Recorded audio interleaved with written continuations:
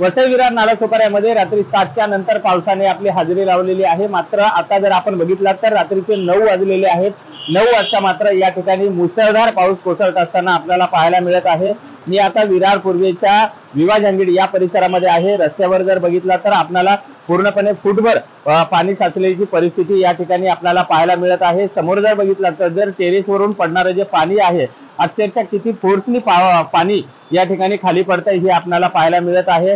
या सतत मागच्या 1 तासापासून हा पाऊस पडत असल्यामुळं नालासोपाऱ्यामधले अनेक जे सखल भागातले रस्ते आहेत ते त्या ठिकाणी सुद्धा पाणी साचलेलं आहे। विरार पश्चिमेचा विवा कॉलेजचा जो रस्ता आहे त्या ठिकाणी सुद्धा पाणी साचलेलं आहे आणि वसई परिसरातले जे सखल भागातले रस्ते आहेत या ठिकाणी सुद्धा पाणी साचलेलं आहे। पावसाचा जोर जो आहे हा आता आपल्याला कायम पाहायला मिळत आहे। मात्र रात्रभर जर अशाच पद्धतीचा जर पाऊस राहिला तर निश्चितच उद्या सकाळी या ठिकाणच्या नागरिकांचं जनजीवन विस्कळीत होण्याची शक्यता आहे। विजय गायकवाड, TV9 मराठी, विरार।